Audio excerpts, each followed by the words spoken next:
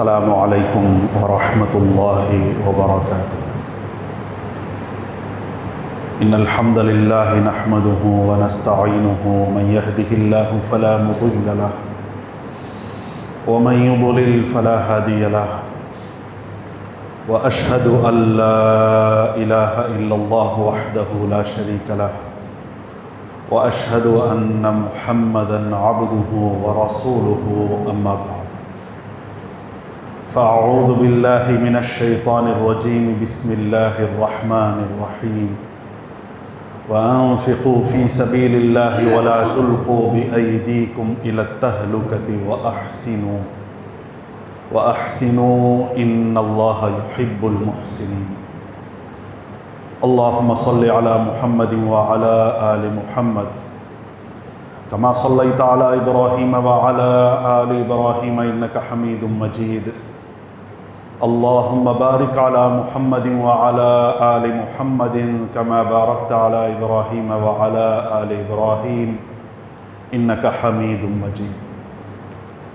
கண்ணியத்திற்கும் மாண்பிற்கும் உரிய எல்லாம் வல்ல அல்லாஹ்வின் நல்லடியார்களே, அல்லாஹ்வுடைய பேரருளால் சிறப்பு மிகு ஜும்ஆவுடைய இந்த தினத்திலே மகத்துவம் வாய்ந்த ஜும்ஆ வணக்கத்தை நபி வழியில் நிறைவேற்ற வேண்டும், இறை திருப்தியை முழுமையாக பெற்றிட வேண்டும் என்று ஒரு உயரிய நோக்கத்தோடு அல்லாஹுடைய திருப்பள்ளியை நோக்கி நாம் அனைவரும் வருகை புரிந்திருக்கின்ற இந்த சமயத்திலே ஜும்ஆவுடைய முன்னுரையில் நான் உங்களிடத்திலே வாசித்து காட்டிய அருள்மறை குர்ஆனுடைய அந்த திரு வசனம் என்பது குர்ஆனுடைய 2வது அத்தியாயம் அல் பக்ராவிலே இடம்பெறுகின்ற 195வது வசனம்.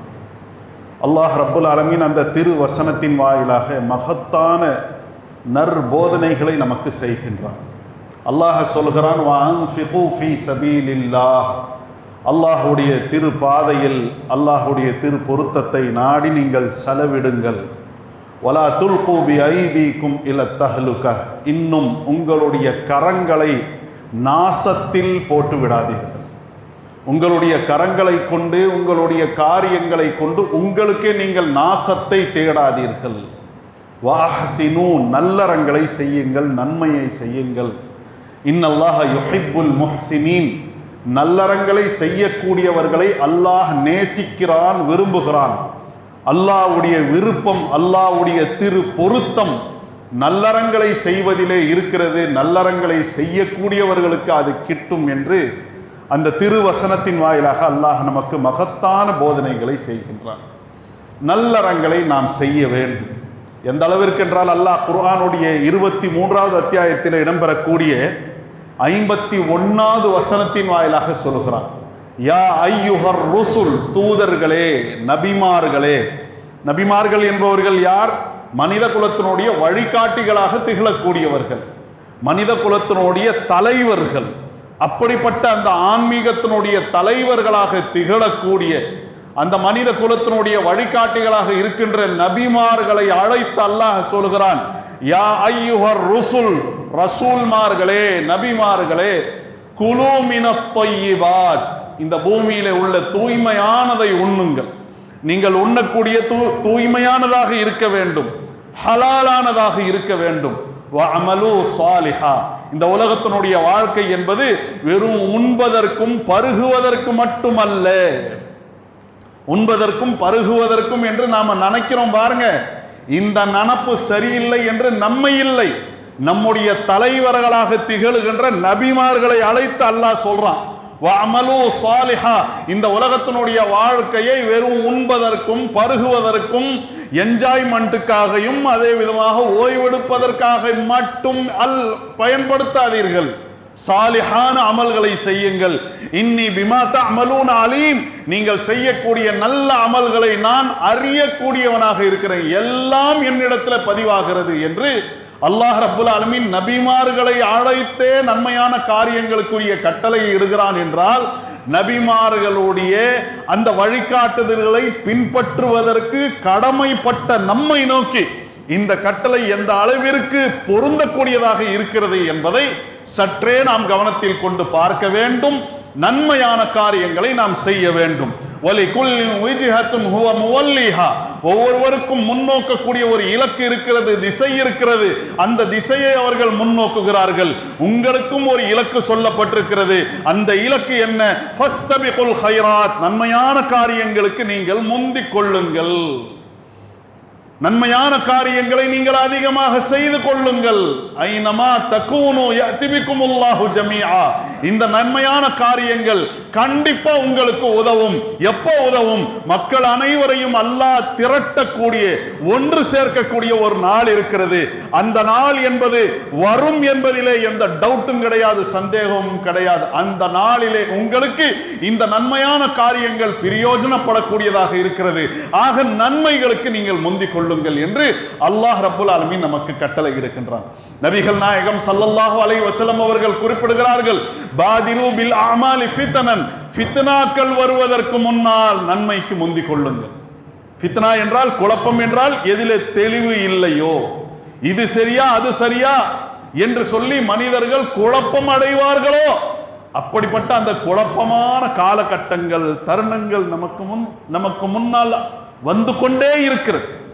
ஆக அப்படிப்பட்ட அந்த ஃபித்னாக்கள் வருவதற்கு முன்னால் நன்மையை நீங்கள் திரட்டிக் கொள்ளுங்கள் என்று அல்லாஹ் ரப்புல் ஆலமீன், அல்லாஹ்வுடைய தூதர் ஸல்லல்லாஹு அலைஹி வஸல்லம் அவர்கள் நமக்கு ஆர்வம் ஊட்டுகிறார்கள். அந்த ஃபித்னாவுடைய காலகட்டம் எப்படிப்பட்டதாக இருக்கும்? இருள் நிறைந்த இரவினுடைய அந்த தன்மை கொண்டதாக அது இருக்கும். எப்படி இருக்கும்? நபிகள் நாயகம் ஸல்லல்லாஹு அலைஹி வஸல்லம் அவர்கள் குறிப்பிடுகிறார்கள், ஒரு மனிதர் காலையிலே மூமினாக இருப்பார், மாலை நேரத்தில், அன்றைய தினத்தினுடைய மாலை நேரத்தில் அவர் காஃபிராக மாறிவிடுவார்.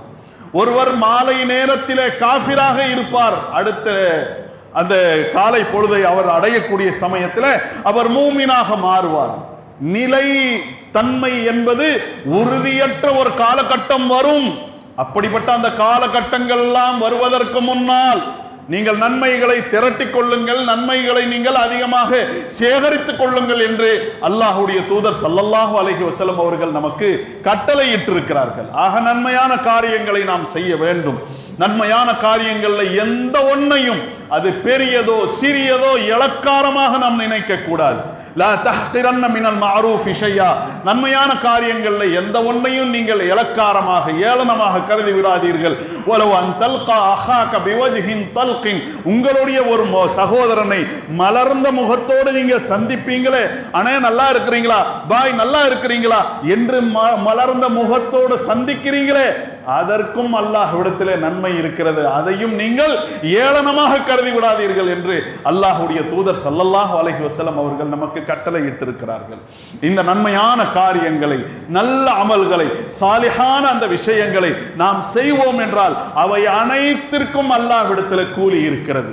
பொதுவாக ஒரு பொன்மொழி சொல்வார்கள், கடமையை செய் பலனை எதிர்பார்க்காது, கடமையை செய் பலனை எதிர்பார்க்காதே என்ற அந்த விஷயத்தை இஸ்லாம் நிராகரிக்கிறது. இஸ்லாம் அதை ஏற்றுக்கொள்ளவில்லை. கடமையை செய், பலனை எதிர்பார்த்து செய், பலனுக்காக மட்டுமே செய்.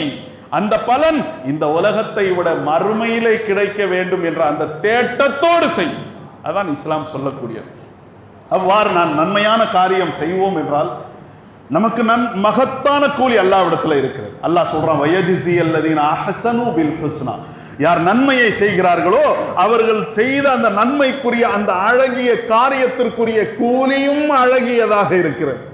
அலங்கோலமா அல்லாஹ் கூலியை கொடுக்க மாட்டான். அழகிய கூலி அல்லாஹ்விடத்தில் இருக்கிறது. அல்லாஹ் நமக்கு உறுதிப்படுத்துகின்றான், லில்லதீன அஹ்ஸனுல் ஹுஸ்னா, யார் நன்மையை செய்கிறார்களோ, அப்படி நன்மையை செய்வதற்குரிய அந்த காரியங்களுக்குரிய கூலி என்பது நன்மையானதாக இருக்கிறது. வசியாதா, இன்னும் கொஞ்சம் அதிகமாகவே இருக்கிறது. அதிகமாகவே அல்லாஹ் கொடுப்பான். அதிகமா கிடைக்கணுங்கிறதான் நம்முடைய எதிர்பார்ப்பு. இந்த உலகத்தில் நிறைவேறாது. இந்த உலகத்திலே நீங்கள் ஒரு நல்ல காரியத்தை செய்கிறீங்க, நல்ல காரியத்திற்கு ஒரு அளவுக்கு நல்ல கூலி நமக்கு கிடைச்சிருமே தவிர முழுமையா பொருத்தமா கிடைக்குதுங்க. அதே விதமா அதிகமா கிடைச்சு போகுதுங்க. நான் ஒரு நாளுடைய காரியத்தை தான் செஞ்சேன், ஒரு மாசத்தினுடைய கூலியை நமக்கு கொடுத்து விட்டார்கள், அந்த மாதிரி ஆஃபர் எல்லாம் இந்த உலகத்துல கிடையாது. ஆனால் அல்லாஹ்விடத்தில் இருக்கிறது லில்லதீன அஹ்ஸனுல் ஹுஸ்னா வ ஸியாதா. யார் நன்மையை செய்கிறார்களோ அவர்களுக்கு அழகிய கூலி இருக்கிறது, இன்னும் அதிகமாகவே இருக்கிறது. லஹும் மா யஷாஊன ஃபீஹா வலதைனா மஸீத். அவர்கள் நாடக்கூடிய, அவர்கள் விரும்பக்கூடியது அவர்களுக்கு இருக்கிறது. நம்மிடத்தில் இன்னும் கொஞ்சம் கூடுதலாகவே இருக்கிறது. கொசுறு ரொம்ப அதிகமாக கிடைக்கிறது எங்க? சில்லற கடையை விட அல்லாஹ் இடத்துல நமக்கு அதிகமாக கிடைக்கும் என்பதை கவனத்தில் கொண்டு நன்மையை எதிர்பார்த்துதான் நாம் செய்ய வேண்டும். அல்லாஹ் குர்ஆன்ல சொல்றான் பாருங்க, மன் அமில ஸாலிஹம் மின் ذكرின் அவ் உன்ஸா வஹுவ முஃமின்.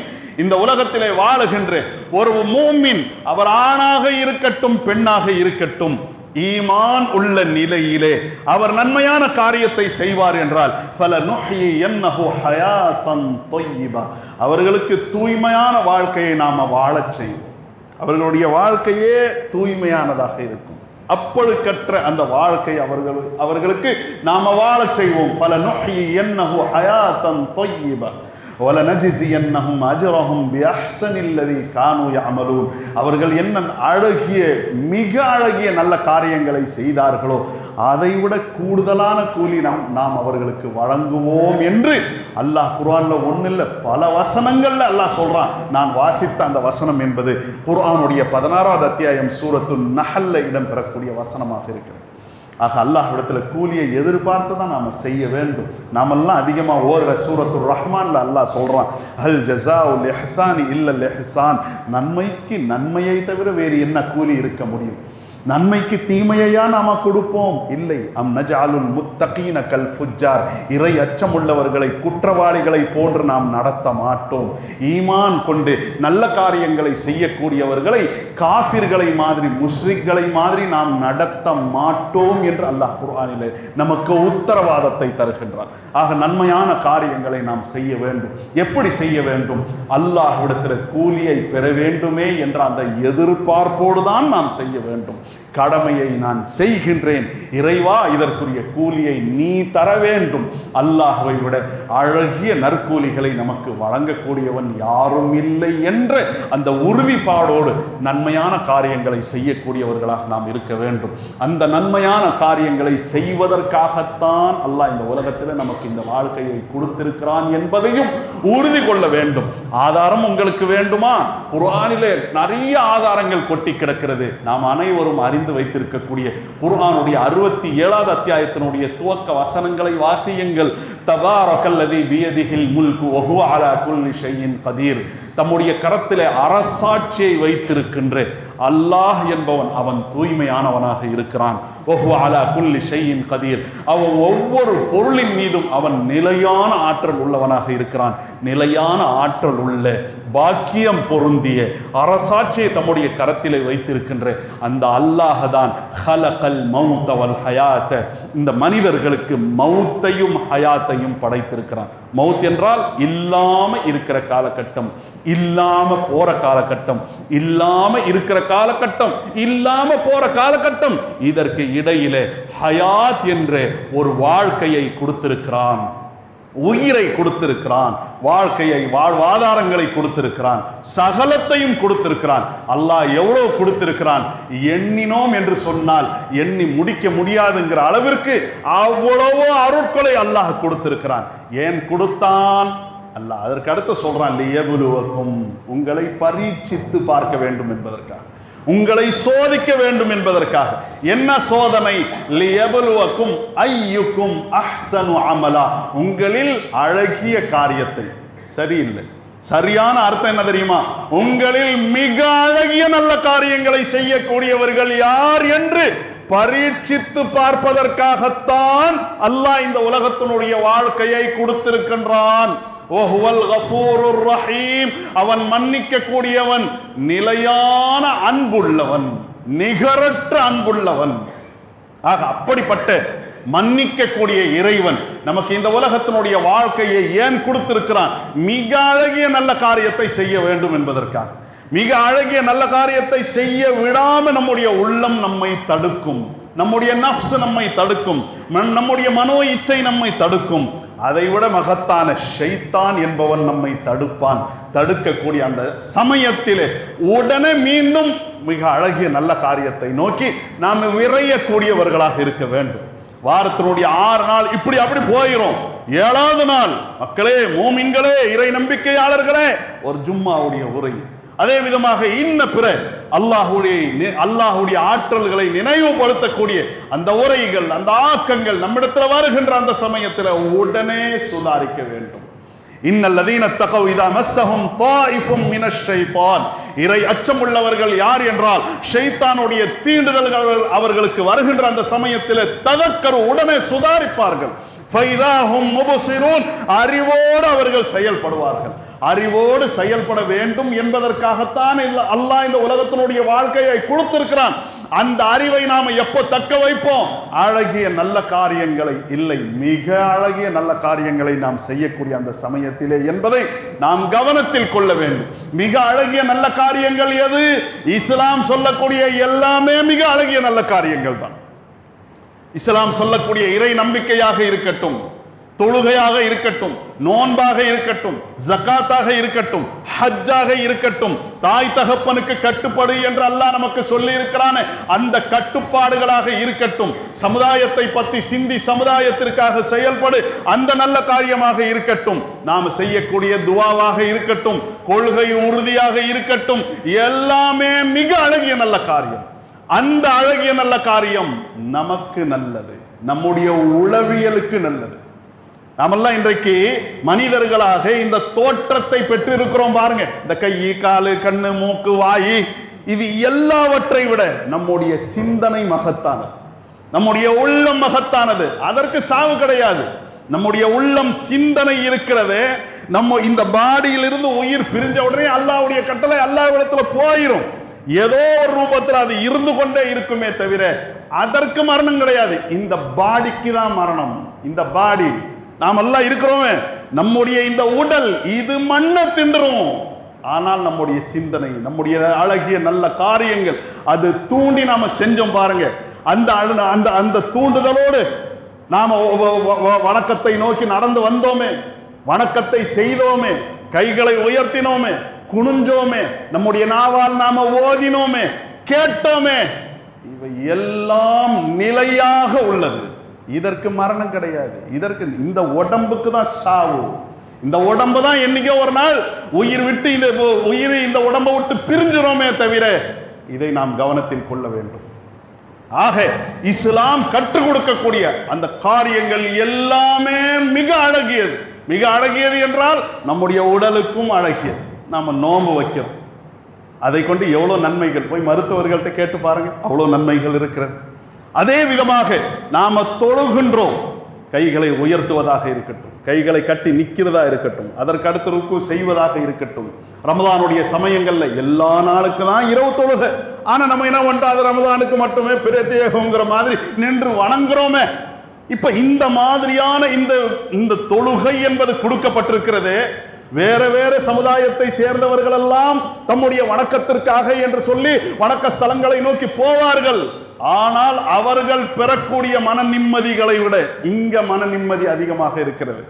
அவர்கள் பெறக்கூடிய அந்த உடல் ரீதியான அந்த தடகாத்திரத்தை விட இங்க இருக்கிறது. நம்முடைய உடலுக்கு, நம்முடைய மனசுக்கு எல்லாமே அழகியதாக, நம்முடைய குடும்பத்திற்கு, நம்முடைய மனைவி மக்களுக்கு எல்லாமே இப்படி நன்மையான காரியங்களை நாம செஞ்சோன்னு வைங்களேன், அதை கொண்டு எல்லாமே நன்மைதான் விளையும். நான் ஏற்கனவே வாசித்த அதே வசனத்தையே இந்த உலகத்திற்கும் நீங்கள் ஆதாரமாக கொள்ளுங்கள். ஹல் ஜஸாஉல் இஹ்சான் இல்லல் இஹ்சான். நன்மைக்கு நன்மையை தவிர வேறு என்ன கூலி இருக்க முடியும்? ஆக நன்மைகளை நாம செய்ய வேண்டும். அந்த நன்மைகள் என்பது நமக்கும் நல்லது, நம்முடைய வாழ்க்கைக்கும் நல்லது, நம்முடைய உளவியலுக்கு நல்லது, நம்முடைய குடும்பத்தாருக்கு நல்லது, நம்முடைய சமூகத்திற்கு நல்லது. எல்லாமே மாற்றங்களை கொடுக்கக்கூடிய அந்த நன்மையான காரியங்களை தான் அல்லாஹ் ரப்புல் ஆலமீன் நம்முடைய கரங்களில் கொடுத்திருக்கின்றான். ஆக அந்த மிக அழகிய நல்ல காரியங்களை நாம் செய்ய வேண்டும். எப்படி செய்ய வேண்டும்?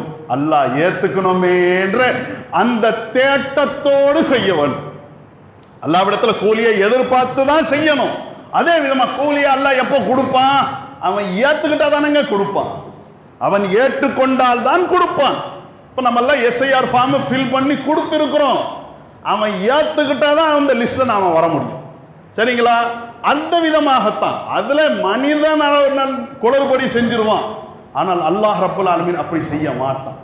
அவனை நோக்கி உண்மையிலே வர்றவன் யார் அப்படி பார்த்துதான் அல்லாஹ் அங்கீகரிப்பான். ஆக நம்முடைய நன்மையான காரியங்களை நாம் செய்ய வேண்டும். எப்படி செய்ய வேண்டும்? அல்லாஹ் ஏத்துக்கணுமேங்கிற அந்த தேட்டத்தோடு செய்யக்கூடியவர்களாக இருக்க வேண்டும். அல்லாஹ் முன் உதாரணத்தை எடுத்து காட்டுறான். எந்த முன்னுதாரணம்?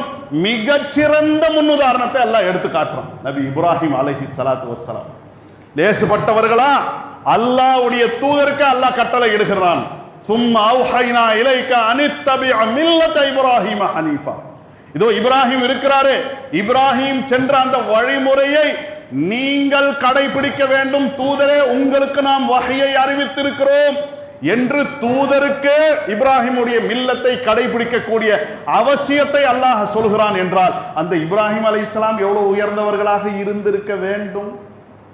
ஆக அப்படிப்பட்ட அந்த இப்ராஹிம் அலைஹிஸ்ஸலாம் அவர்களிடத்துல நம்முடைய நன்மையான காரியங்கள் நாம் எப்படி அமைக்க வேண்டும் என்பதற்குரிய முன்மாதிரி இருக்கிறது. என்ன முன்மாதிரி? நபி இப்ராஹிம் அலைஹிஸ்ஸலாத்து வஸ்ஸலாம் அவர்கள் மிகச்சிறந்த நல்ல காரியத்தை செய்தார்கள். என்ன காரியம்? நாமெல்லாம் ஒரு பள்ளிவாசலை கட்டி அமைத்தோம் என்றால் அதுவே மிகச்சிறந்த காரியம். அதுலயும் காபா ஆலயத்தை கட்டி நிர்மாணிக்கிறார்கள் என்றால் அது மிக மிக மிக சிறந்த காரியம்னு சொல்லலாம். அவ்வளவு மிக போடலாம். அந்த காபா ஆலயம் அந்த திசையை நோக்கி தான் நாம் எல்லாம் உட்கார்ந்து இருக்கோம். இன்றைக்கு கிபிலா திசையை நோக்கி நாம் அமர்ந்து இருக்கின்றோமே, இந்த திசையில என்ன இருக்கிறது? இங்க தாங்க சூரியன் மறையுது என்பதற்காக அல்ல. எதற்காக? இந்த திசையிலே தான் மனித குலத்தினுடைய முதல் ஆலயம். மனித குலத்திற்கு அல்லாஹ் கட்டளை இட்ட அடிப்படையிலே மனிதர்கள் வணங்க வேண்டும் என்பதற்காக எழுப்பப்பட்ட முதல் ஆலயம் என்பது இந்த திசையில தான் இருக்கிறது. இன்ன அவ்வல பைத்தி உதிஅ லின்னாஸ் லல்லதி பிபக்கத முபாரகன் வஹுதல் லில் ஆலமீன். மனிதர்களுக்கு நேர் வழியாகவும் பாக்கியம் நிறைந்ததாகவும் இருக்கக்கூடிய அந்த காபா ஆலயம் அதுதான் முதலிலே மக்களுக்காக நிர்மாணிக்கப்பட்டதாக இருக்கிறது. அது பக்கா என்ற அந்த மக்கா நகரத்திலே அமைந்திருக்கிறது என்று அல்லாஹ் குர்ஆனிலே 3வது அத்தியாயத்தில் இடம்பெறக்கூடிய வசனத்தின் வாயிலாக சொல்கின்றார். ஆக அப்படிப்பட்ட அந்த காபா ஆலயத்தை நோக்கி நாம் அமர்ந்திருக்கின்றோம். காபா ஆலயத்தை சுத்தி வலம் வருவதே பெரிய காரியம், தவாஃப பெரிய காரியம் என்றுமே. அந்த காபா ஆலயத்தை கட்டி நிர்மாணிப்பது, மக்களுக்கு அடையாளப்படுத்துவது எவ்வளவு சிறந்த காரியம். அந்த சிறந்த காரியத்தை செய்தார்கள் யார்? நபி இப்ராஹிம் அலைஹிஸ்ஸலாம். எப்ப செஞ்சாங்க? இளமையில செய்தார்களா? அல்லது நல்ல திருமணம் முடிச்ச பிறகு நல்ல திரகாத்திரத்தோடு சந்தோஷமா இருப்பாங்க அப்ப செஞ்சாங்களா? இல்ல. எப்ப செய்தார்கள்? அல்லாஹ் இஸ்மாயில் என்று இஸ்ஹாக் என்ற பிள்ளைகளை அவர்களுக்கு கொடுத்தான். அதுவே தள்ளாத வயசு. அல்ஹம்துலில்லாஹி அல்லதி வஹபலி அலல் கிபரி இஸ்மாயில வ இஸ்ஹாக். இஸ்மாயிலையும் இஸ்ஹாக்கையும் இந்த தள்ளாத முதுமை பருவத்திலே அல்லாஹ் கொடுத்தானே, அந்த அல்லாஹ்வுக்கே எல்லா புகழும் என்று அல்லாஹ்வுக்கு நன்றி செலுத்தினார்கள் என்று அல்லாஹ் குர்ஆன்ல 14வது சூறாவிலே எடுத்து சொல்கின்றான். அப்ப தள்ளாத வயசுல மகன் பிறக்கிறார் என்றால் இஸ்மாயில் அலைஹிஸ்ஸலாம் அவர்கள் குழந்தையா பிறக்கிற சமயத்திலேயே இப்ராஹிம் அலைஹிஸ்ஸலாம் அவர்களுக்கு தள்ளாத வயசு என்றால் அவர் தம்முடைய இளமை கட்டத்தை அடைந்த சமயத்திலே தான், உடைக்கக்கூடிய அந்த கட்டத்தை அடைந்த சமயத்தில் தான் அல்லாஹ்வுடைய கட்டளை வந்தது. உங்களுடைய மகனை அறுத்து பலியிடுங்கள். குர்பானி காலகட்டங்கள்ல நாம எந்த வசனங்கள்லாம் அதிகமா கேள்விப்படுறோமோ அது எப்போ வந்தது? ஃபலம்மா பலக மஅஹு ஸஅய, அவருடன் இணைந்து உழைக்கக்கூடிய அந்த பருவத்தை அடைந்த சமயத்தில், நம்முடைய யதார்த்த வாழ்க்கையில உழைக்கக்கூடிய பருவத்தில் நம்முடைய பையன் வந்துட்டான், எப்போ நம்ம கொடுப்போம்? நம்முடைய பணிகளை எப்போ நாம கொடுப்போம்? அவர் வாலிப பருவத்தை அடைந்து கொஞ்சம் நல்லது கெட்டதனுடைய அந்த மெச்சூரிட்டி வர்ற அந்த சமயத்தில் பிரித்து பார்க்கக்கூடிய அந்த மெச்சூரிட்டி வந்த பிறகுதான் கொடுப்போம். அப்படிப்பட்ட அந்த மெச்சூரிட்டியை அடையும் போது அறுத்து பலியிடுங்கிறான். அதற்கு அடுத்து நடக்கக்கூடியதுதான் இந்த காபா ஆலயத்தை நிர்மாணியுங்கள். நபி இப்ராஹிம் அலைஹிஸ்ஸலாம் அவர்கள் அறுத்து பலியிடுவதற்காக வர்றாங்க. அதற்கு அடுத்து அந்த குர்பானி அப்படிங்கிற ஒரு வணக்கமாக அது மாற்றப்படுகிறது. அதுக்கடுத்து போயிடுறாங்க. போயிட்டு பிறகு ஒரு கட்டம் வருகிறது. இவர்கள் திருமணம் முடிச்சு இவர்களுக்கு சந்ததிகள் ஏற்பட்டு இஸ்மாயில் அலைஹிஸ்ஸலாம் அவர்களுக்கு அதற்கு அடுத்துதான் கட்டளை வருகிறது, வைது பவ்வானால் இப்ராஹிம மக்கானல் பைத்தி அல்லா துஷ்ரிக் பி ஷையா, இணை கற்பிப்பை இந்த பூமியை விட்டு தகர்க்க வேண்டும் என்பதற்காக அந்த காபா ஆலயத்தினுடைய அடித்தளத்தை இப்ராஹிம் அவர்களுக்கு நாம் அறிமுகப்படுத்தினோம். இங்க ஆதம் அலைஹிஸ்ஸலாம் அவர்கள் கட்டிய ஆலயம் இருக்கிறது, சிதிலம் அடைந்து விட்டது காலப்போக்கிலே. மனிதர்கள் அல்லாஹ்வை வணங்குவதை மறந்தார்கள். நீங்க என்ன பண்ணுங்க, போய் புனர் நிர்மாணம் செய்யுங்கள். தள்ளாத, மிக தள்ளாத அந்த வயதில் அவர்களுக்கு கட்டளை வருகிறது. அந்த நிலையில வருகிறார். வரலாறுல எழுதப்பட்டிருக்கிறது. இதற்கு உறுதி கிடையாது, இருந்தாலும் கிட்டத்தட்ட அப்படி வச்சு நம்ம புரிஞ்சுக்கலாம். அது ஒரு அளவுக்கு கரெக்டா இருக்கும்னு சொல்ற அளவு இருக்கு. என்ன, அவர்கள் ஈராக்கிலே பிறந்தார்கள். இன்றைக்கு இருக்கக்கூடிய இந்த பூகோள அந்த மேப்பில் நம்ம சொல்லணும்னா ஈராக்கில் அவர்கள் பிறந்தார்கள். அங்கதான் போய் ஏகத்துவத்தினுடைய பிரச்சாரம் செஞ்சாங்க. அந்த கல்லையும் மண்ணையும் வணங்கக்கூடியவர்கள், கரு சிலைகளை ஆராதனை செய்யக்கூடியவர்கள் இப்ராஹிம் அலைஹிஸ்ஸலாம் உடைய பிரச்சாரத்தை ஏற்றுக்கொள்ளவில்லை. தீக்குண்டத்தில் திக்கி போட்டாங்க. அல்லாஹ் காப்பாத்தினான். அங்கிருந்து நீங்களும் வேணாம், உங்களுடைய இந்த பழக்க வழக்கங்களும் வேண்டாம் என்று சொல்லி ஹிஜ்ரத் செய்து அவர்கள் சென்றார்கள். எங்க சென்றார்கள்? பலஸ்தீனுக்கு சென்றார்கள். இன்றைக்கும் நம்முடைய சகோதரர்கள் பெரும் சிரமத்திற்கு ஆளாய் இருக்கிறார்களே, அப்படிப்பட்ட அந்த பூமிக்கு அவங்க போறாங்க. மதீனத்துல் குதுஸ், ஜெருசலத்திற்கு. அங்கதான் அவர்கள் இருக்கிறார்கள். அந்த சமயத்துல தான் அல்லாஹ்வுடைய கட்டளை வருது, கொண்டு போய் பாலைவனத்துல உங்களுடைய குடும்பத்தை குடியமர்த்துங்கள். இஸ்மாயில் அலைஹிஸ்ஸலாம் அவர்களையும் ஹாஜர் அலைஹிஸ்ஸலாம் அவர்களையும் கொண்டு வந்து குடியமர்த்து விட்டு போயிட்டாங்க. பிறகு மீண்டும் கட்டளை வருகிறது, அறுத்து பலியிடுங்கள். மீண்டும் வர்றாங்க. பிறகு போயிட்டாங்க. பிறகு மீண்டும் ஒரு முறை வந்துட்டு போறாங்க. பிறகுதான் அல்லாஹ்வுடைய கட்டளை வருகிறது, இதோ இந்த ஆலயத்தை புனர் நிர்மாணம் செய்யுங்கள். ஆங்கிருந்து வர்றாங்க. வந்து கொஞ்சம் நீங்கள் கணக்கு போட்டு பாருங்க, ஜெருசலம் எங்க இருக்கிறது, மக்கா எங்க இருக்கிறது, அவ்வளவு தொலை தூரம். இன்றைக்கு போறது வர்றதெல்லாம் ரொம்ப ஈஸி. காலையில் இங்க டிஃபன் சாப்பிட்டோம், மதியத்துக்குள்ள அங்க அரபு பிரதேசத்திற்கு ஃபிளைட்ல ஏறலாம், டேக் ஆஃப் ஆகலாம், போய் லேண்ட் ஆகலாம். போய் இன்னைக்கு சாத்தியம். இன்னைக்கு பயணங்கள் அவ்வளோ ஈஸியாக்கப்பட்டிருக்கிறது. அன்னைக்கு யோசிச்சு பாருங்க, ஒன்று நடந்து வரணும், அல்லது குதிரையில, ஒட்டகத்துல, அது கோவேறு கழுதையில. இதுதான். அங்கிருந்து வருகிறார்கள், வந்து புனர் நிர்மாணம் செய்கிறார்கள். எப்படி புனர் நிர்மாணம் செய்கிறார்கள்? அல்லாஹ் குர்ஆனிலே சொல்கிறான், மிகச் சிறந்த காரியத்தை அவர்கள் செஞ்சாங்க. பெரிய பயணம், தள்ளாத வயசு. இன்னைக்கு மாதிரி இன்னைக்கு ஒரு வெறும் அந்த காபா ஆலயத்தினுடைய அந்த திரைச்சீலை இருக்கிறதே, அதை மாற்றுவதற்கே எத்தனை பேர் போய் நிற்கிறார்கள், அதை மாற்றுவதற்கு எத்தனை ஊழியர்கள் அங்கே வேலை செய்கிறார்கள், எத்தனை ஆயுதங்கள், அதாவது அதற்குரிய அந்த இதுகள் பொருள்கள் பயன்படுத்தப்படுகிறது. இதெல்லாம் எதுவுமே இல்லாத அந்த காலகட்டத்தில் கல்லையும் மண்ணையும் தன்னுடைய தோளிலே சுமந்து அவர்கள் அந்த ஆலயத்தை புனர் நிர்மாணம் செய்கிறார்கள். செஞ்சதெல்லாம் இப்ப அந்த மாதிரி செய்கிற அந்த சமயத்தில், அல்லாஹ் உன் கட்டளை, ஏதோ இந்த தள்ளாத வயசுல இப்படி கஷ்டப்பட்டு தோல்ல இதுவை சுமந்து நான் ஏதோ ஒன்று கட்டிட்டேன் என்று அவர்கள் இருக்கவில்லை. திருப்பணியை செய்யறாங்க. யா அல்லாஹ் உன் கட்டளை வந்துட்டேன், செஞ்சுட்டேன், நீ எஜமானன், நான் உன்னுடைய அடிமை. அல்லாஹ் இதை ஏத்துக்க, யா அல்லாஹ் கூலியை கொடு. அல்லாஹ்விடத்துல கேட்டார்கள். அல்லாஹ் குர்ஆன்ல சொல்றான், வஇத் யர்ஃபஉ இப்ராஹீமுல் கவாயித மினல் பைத்தி வ இஸ்மாயில், இப்ராஹீமும் இஸ்மாயிலும் இணைந்து அந்த ஆலயத்தினுடைய அடித்தளத்தின் மீது கட்டிடத்தை உயர்த்தி கொண்டே வந்தார்களே. ஒவ்வொரு செங்கலா வைக்கிறாங்க, அல்லாஹ்விடத்துல துஆ செய்யறாங்க, ரப்பனா தகப்பல் மின்னா இன்னக அன்த ஸமீஉல் அலீம், இறைவா நம் புறத்திலிருந்து இதை நீ ஏற்றுக்கொள்வாயாக, நீ செவியேற்கக்கூடியவன், நீ அறிந்தவன். என் உள்ளத்துக்குள்ள பிறருக்கு காட்ட வேண்டும் என்ற எண்ணம் இல்லை அல்லாஹ். என் உள்ளத்துல நான் தான் பெரியவன், எவ்வளவு உயர்ந்த காரியத்தை செஞ்சுட்டேங்கிற நினப்பு இல்லை அல்லாஹ். இந்த காரியத்தை நீ கட்டளையிட்ட அடிப்படையிலே நான் செய்திருக்கின்றேன். யா அல்லாஹ் நீ செய், நீ எனக்கு கூலி கொடு. யா அல்லாஹ் இதை நீ ஏத்துக்க. ரப்பனா வஜஅல்னா முஸ்லிமைனி லக வ மின் ذُرِّيَّتِنَا உம்மத்தம் முஸ்லிமத்தல் லக் வ அரினா மனாசிகனா.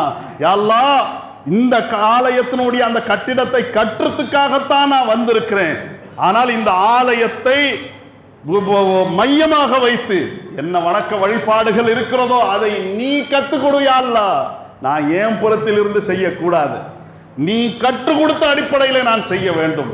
யா அல்லாஹ் என்னையும் என்னுடைய குடும்பத்தாரையும் உனக்கு கட்டுப்பட்டவர்களாக ஆக்குவாயாக என்று அல்லாஹ்விடத்திலே அவர்கள் துஆ செய்தார்கள் என்று அல்லாஹ் குர்ஆனுடைய 2வது அத்தியாயத்தில் இடம்பெறக்கூடிய வசனங்கள் வாயிலாக நமக்கு சொல்கின்றான். என்றால் மிக அழகிய நல்ல காரியங்களை நாம் செய்ய வேண்டும்.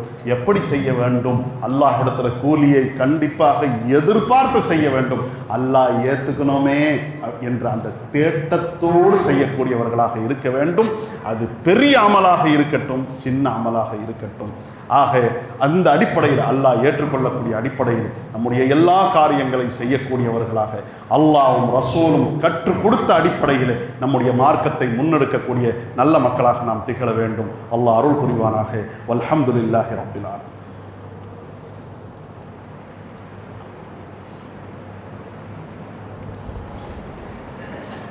அல்ஹம்துலில்லாஹி வஹ்தஹு வஸ்ஸலாத்து வஸ்ஸலாமு அலா மன் லா நபிய்ய பஅதஹு அம்மா பஅத். கண்ணியத்திற்கும் மாண்பிற்கும் உரிய எல்லாம் அல்லாஹ்வின் நல்லடியார்களே, இன்றைக்கு நாம் அனைவரும் டிசம்பர் 5 அமர்ந்திருக்கின்றோம். டிசம்பர் 6 என்பது இந்தியாவிலே நடத்தப்பட்ட மிகப்பெரிய ஒரு அநீதி, அதை நினைவு கூறக்கூடிய ஒரு நாளாக இருக்கிறது. கிட்டத்தட்ட 464 வருடமாக கம்பீரமாக ஒரு பழமையினுடைய சின்னமாக திகழ்ந்த அல்லாஹுடைய வணக்கஸ்தலமாக இருந்த அந்த பாபரி பள்ளிவாசல் என்பது அநீதியாக இடிக்கப்பட்டது. அநீதியாக இடிக்கப்பட்டு இன்னைக்கோடு 33 வருடங்கள் உருண்டோடி விட்டது. 34வது வருடம் நாளைக்கு ஆரம்பமாகிறது. மிகப்பெரிய அநீதி, இந்தியாவிலே நடந்த மிகப்பெரிய அநீதிகள்லேயே ஒரு பெரிய அநீதி. இந்த ஜனநாயக நாட்டிலே மதச்சார்பற்ற நாட்டிலே நடந்த ஒரு பெரிய அநீதி. மதச்சார்பற்ற நாடு என்பதற்கு இந்த உலகத்தில் பல மதச்சார்பற்ற நாடுகள் இருக்கிறது. மதச்சார்பற்ற நாடு என்பதற்கு ஒவ்வொருவர் ஒரு விதமான விளக்கத்தை தருகிறார்கள். இந்தியா சொல்லக்கூடிய விளக்கம் என்ன தெரியுமா? இங்க பல மதத்தை சேர்ந்தவர்கள் வாழுகிறார்கள், எல்லா மதத்தையும் நாம் மதிப்போம், எதையும் நாம் மிதிக்க மாட்டோம் என்பது அதனுடைய அர்த்தம். ஆனால் என்ன ஆச்சு? ஒரு குறிப்பிட்ட சமூகம் மட்டும், ஒரு குறிப்பிட்ட மதத்தை கடைபிடிக்கக்கூடியவர்கள் மட்டும் தொடர்ந்து அநீதி இழைக்கப்படக்கூடியவர்களாக இருக்கிறார்கள். அந்த அநீதியிலேயே தலையாயது இருந்த ஒரு பள்ளிவாசலை, இல்லாத ஒரு கோயிலை காரணமாக காட்டி இடித்து விட்டார்கள். இடித்தது மிகப்பெரிய குற்றம், கிரிமினல் அஃபெண்டர் என்று கீழமை நீதிமன்றங்களில் இருந்து உச்ச நீதிமன்றங்கள் வரைக்கும் எல்லாமே சொல்லிவிட்டது. 33 வருஷம் போயிடுச்சு. ஒருவன் தண்டிக்கப்படவில்லை. ஒருவனும் தண்டிக்கப்படவில்லை. இப்படியான இந்த நிலையில் அல்லாஹ்விடத்தில் இருக்கரம் ஏந்தி அதிகமாக பிரார்த்திக்க நாம் கடமைப்பட்டிருக்கோம். நமக்கு ஒரு பிரச்சனைன்னு வந்த உடனே நம்ம என்ன பண்ணுறோம்? ஃபார்மை எடுத்துக்கிட்டு ஓடுறோம். நம்முடைய வணக்கஸ்தலம், நாம் வணங்குவதற்காக கட்டப்பட்ட ஒரு பள்ளிவாசல், அது அநியாயமாக கற்பனையான அந்த விஷயங்கள் சொல்லப்பட்டு இடிக்கப்பட்டு இன்னைக்கு வேற ஒன்றா அதை மாற்றப்பட்டு என்னென்னமோ நடந்து கொண்டிருக்கிறது. ஆனால் இந்த சமயத்தில் நம்முடைய சக்திக்கு உட்பட்டு என்னெல்லாம் செய்யணுமோ செய்துவிட்டோம், இந்த சமுதாயம் செய்திருக்கிறது. ஆனால் அதையும் மீறி அதை இடித்தவர்களுக்கு ஒரு தண்டனையும் கிடைக்கவில்லை அல்லவா? அல்லாஹ்விடத்தில், யா அல்லாஹ், இவர்கள் இங்கிருந்து தப்பிக்கலாம், உன்னிடத்திலிருந்து தப்ப முடியாது, இந்த பிடியை விட உன் பிடி இறுக்கமானது யா அல்லாஹ், நீ அவர்களை தண்டி என்று சொல்லி அல்லாஹ்விடத்தில் கேட்கக்கூடியவர்களாக இருக்கிறார். அல்லாஹ்ன்ற ஒருத்தன் இருக்கிறான், அவன் தண்டிக்கிறாங்கிறதுக்கு நேரடியான பல சான்றுகளை நம்ம பார்க்கலாம். இன்னைக்கு திருப்பரங்குன்றத்தை வச்சு என்னெல்லாம் செய்கிறாங்களோ அதெல்லாம் எதற்காக? ஆன்மீகத்தில் அவர்களுக்கு பக்தி இருக்குதுங்கிறதுக்காக அல்ல, எல்லாம் அரசியலுக்காக நடந்து கொண்டிருக்கிறது. நாட்டில் நடக்கக்கூடிய பல கூத்துகள் இன்னைக்கு எந்த பேப்பரை எடுங்க, எந்த டிவி நியூஸை எடுங்க, எந்த டிபேட்டை எடுங்க, எல்லாத்துலேயும் பார்த்தீங்கன்னா திருப்பரங்குன்றம் போய் கொண்டிருக்கிறது அல்லவா? அந்த மாதிரி எல்லாமே ஆன்மீகத்துக்கு செய்கிறானா இல்லை அரசியலுக்காக செய்து கொண்டிருக்கிறார்கள்.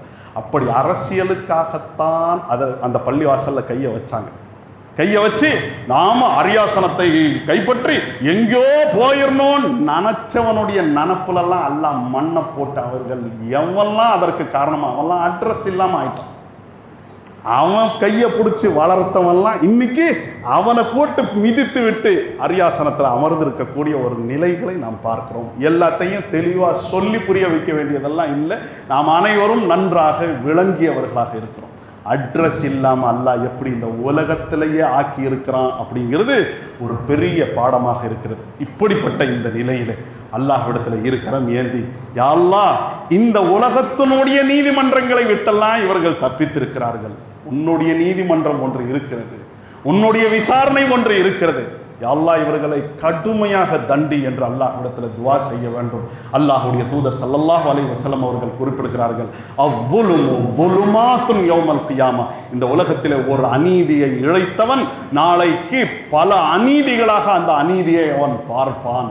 இவர்கள் செய்ததிலேயே மிகப்பெரிய ஒரு அநீதியை அல்லாஹ்வுடைய திரு ஆலயத்திலே அரசியலுக்காக விளையாடி இருக்கிறார்கள் என்றால் பெரிய குற்றத்தை செய்திருக்கிறார்கள். அந்த குற்றவாளிகளுக்கு யா அல்லாஹ் நீ தண்டனையை கொடுப்பாயாக என்று அல்லாஹ்விடத்தில் கேட்கக்கூடியவர்களாகவும், அதற்கு அடுத்து இந்த பாபரி பள்ளிவாசலுக்கு ஏற்பட்ட நிலைமையை போன்று வேற எதற்கும் இதுதான் ஃபர்ஸ்ட், இதுதான் லாஸ்ட், இதற்கு அடுத்து வேற ஒன்றை இழப்பதற்கு நாம் தயாரில்லை என்ற ஒரு மன உறுதியோடு அதற்குரிய அந்த திட்டங்களோடு செயல்படக்கூடிய நல்ல மக்களாக திகழ வேண்டும். அல்லாஹ் அருள் புரிவானாக. அல்ஹம்துலில்லாஹி ரப்பில் ஆலமீன். வஸ்ஸலாமு அலைக்கும் வரஹ்மத்துல்லாஹி.